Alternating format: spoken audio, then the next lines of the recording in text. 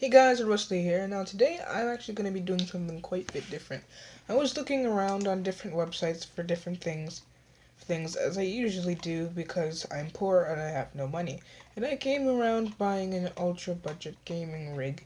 That didn't go too well, so I went and said, okay, why don't we go for around 1,100 bucks? And I was recently having a conversation with my friend all about whether you should buy new or you should buy a pre-built system, or if you should buy or just build it yourself and buy all the parts individually.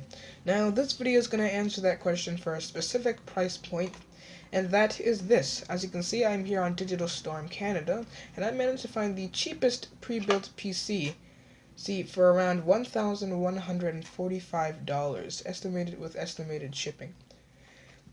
Now, I'm going to go over some of the stuff they have here. They have a micro ATX motherboard, an i5 7500, and 500 watt EVGA slash Corsair. That's weird. Why can't you just pick one? But it's a 500 watt nonetheless. Some optical drives, an SSD, plus a hard drive, which is nice. And then a kind of weird graphics card, a GTX 1080, not 1080, 1050 4GB card. So that got me wondering, what can I build for this price? So we're gonna see. Can I build a better PC than Digital Storm's Vanquish 5, or maybe does pre-built really beat building yourself?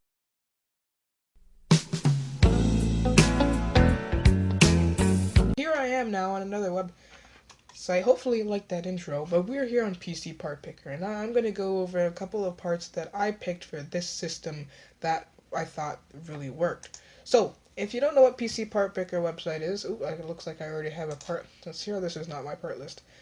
It's a huge website where you can do things by using individual parts, make an account, see completed build of view build guides if you were into that, or you can just start your system build and more importantly see the compatibility of the build you've chosen.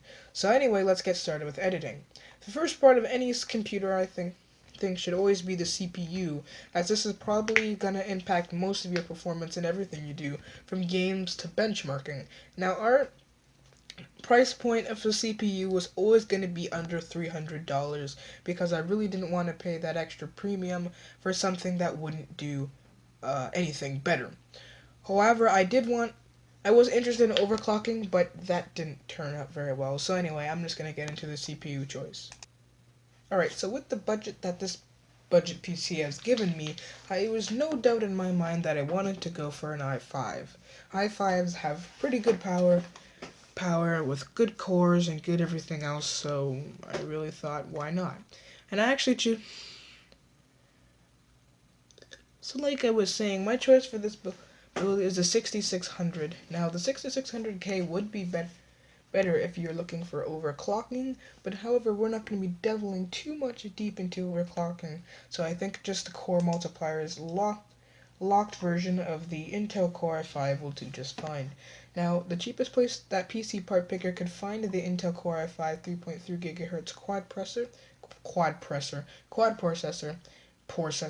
processor was on Vuggo.com for around $287. Now, if you see the price, which is something that a lot of websites don't include, the cheapest part to buy this processor is around here. I think the cheapest was around $186, right around there. It shows you the cheapest for each. So that's great. Great. This processor is built on the 14 nanometer bus with a 65 watt TDP with a max turbo efficiency of 3.9 gigahertz, which is very great. And it's an i5, so it's 4 cores, no hyper-threading, but it actually has turbo boost on it, which is very good, and has maximum support of 64 gigabytes of RAM. So now that we've gotten our CPU out of the way, let's go into our CPU cooler. Now, for CPU coolers, there's always been one cooler that stuck out for me all the time, and that is the Cooler Master Hyper 212 Evo. The Hyper 212 Evo is by no means a bad cooler. the Hyper 212 Eagle has always been cough has always been a very dominant CPU cooler, so I wanted to try something new. Now, as for CPU coolers, we weren't going to multiply too many cores, so I wanted to find something nice and cheap other than the Hyper 212 Evo, and I finally found one that I really actually was interested in. The Noctua NHLLI was actually the cheapest Noctua fan, so it obviously caught my attention. It's also a low-sitting CPU fan, which I really like, and it might not be the prettiest of ones, but with the case, you'll see that it doesn't really matter as much. This will keep thermals nice and cool, and also has great availability. Also selling from Amazon and NZIX if the VUCO page is not available for you.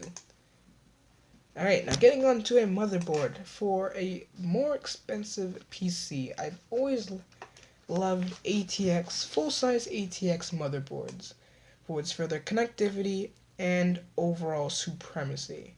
So my budget for going motherboard is never over $100 because the features on the motherboard really don't matter, and I think the I/O and overall price should be the deciding factor other than chipset. So we're not giving you overclocking, so we can get out the chipset, so we can just pick all, and we're selecting our ATX, and we have three options here. Let me extend, because I think there is one more option. Oh, okay, there's a couple more options. So I'm gonna go ahead and pick one of these motherboards, and I'll be right back when I do.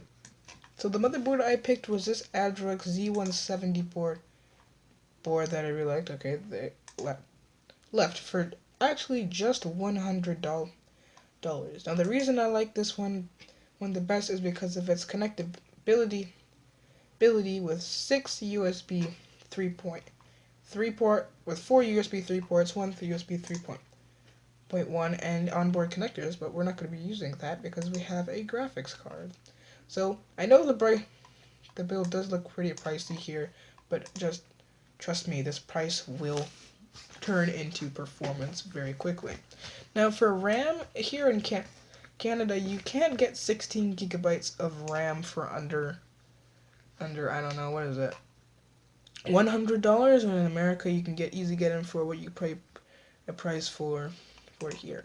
So I actually like to use $12 gigabytes of RAM a lot. Now, the reason why I like 12 gigabytes of RAM is because it's kind of weird. Not a lot of people use 12 gigabytes of RAM.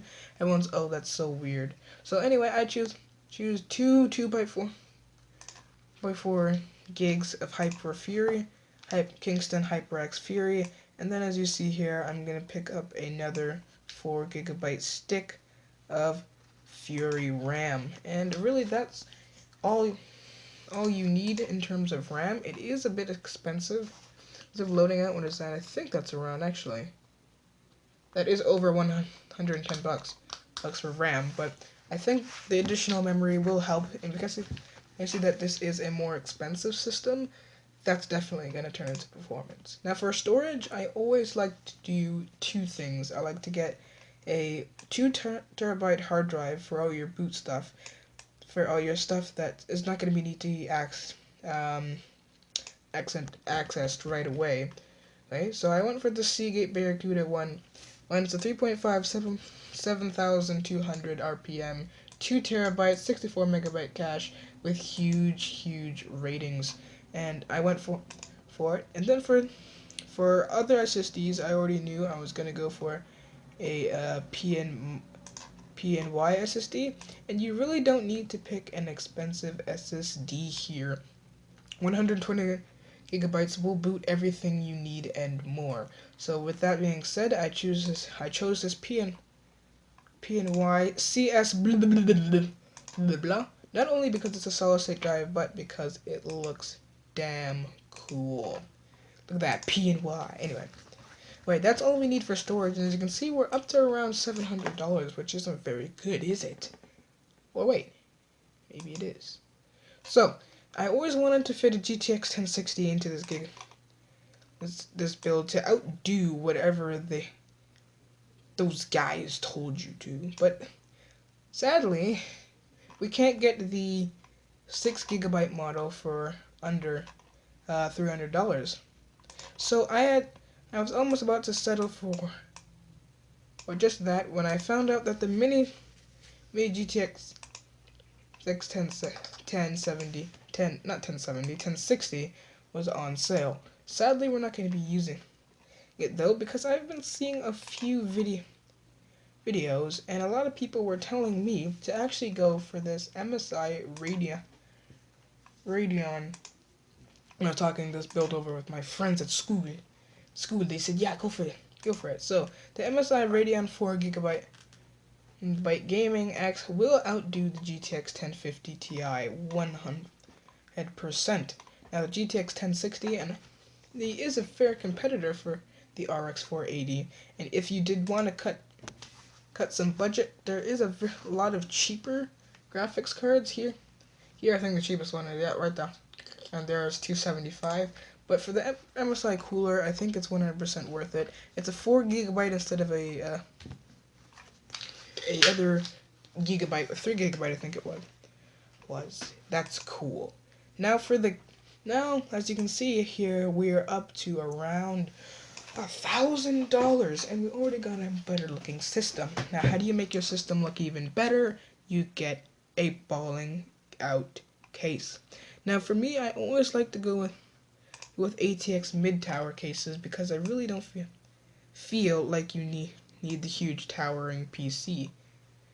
So there's a couple of cases. The NZXT is a popular choice, or the Corsair Spec 02, also won the heart of a lot of gamers. But looking back on the Digital Storm's PC, I really thought I could outdo the aesthetic of it. It looks old, it looks bland, even though it does have some fans out there. I knew I could do better.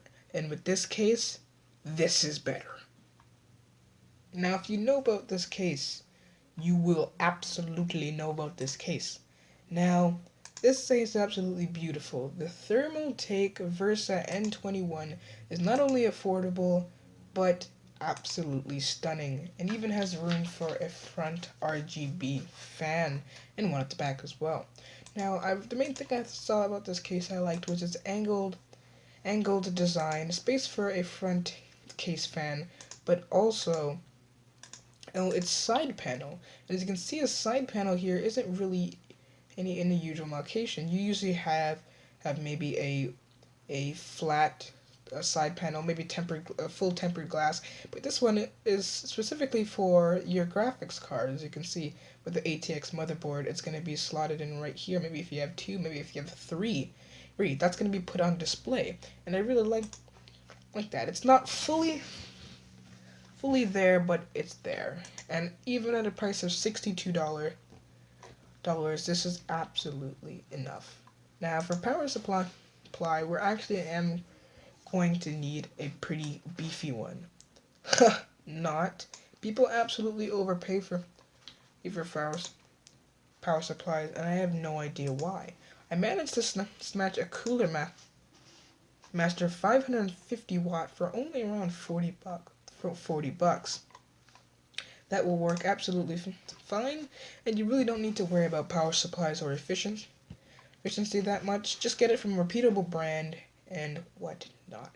Now, as for your PC, it is right under $11,000, which is cheaper than the Digital Storm's configuration. Now let's do a comparing of the core components of this to see. We have a Intel Core i5 750.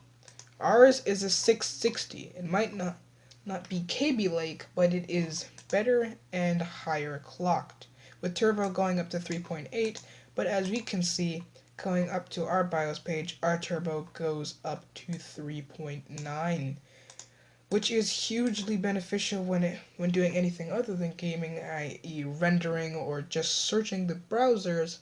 This will actually benefit quite a bit. Now for the motherboard, they did go with the H1 111 chipset. That doesn't matter very much. If you wanted to find more info, you can. Loading up this page will tell you everything you need to know about that part. But wait, there is none.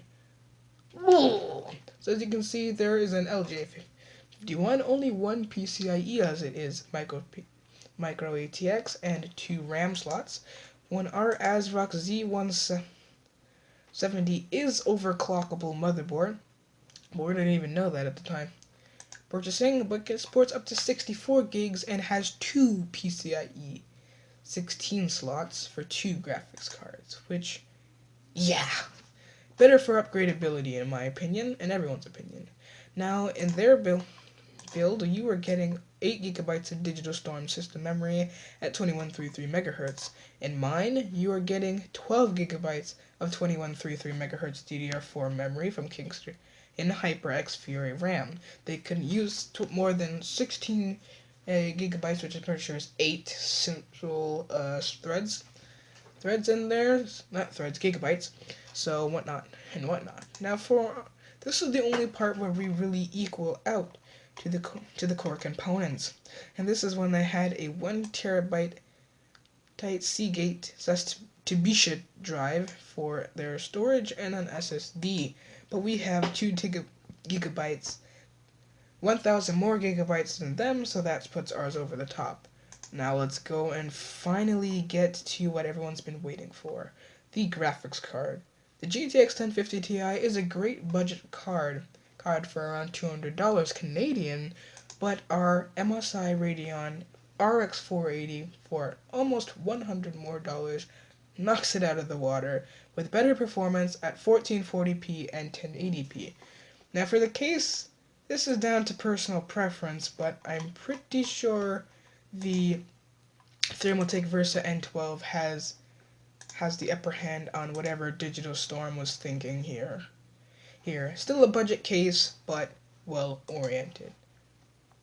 And there you have it, guys. This is the PC build done.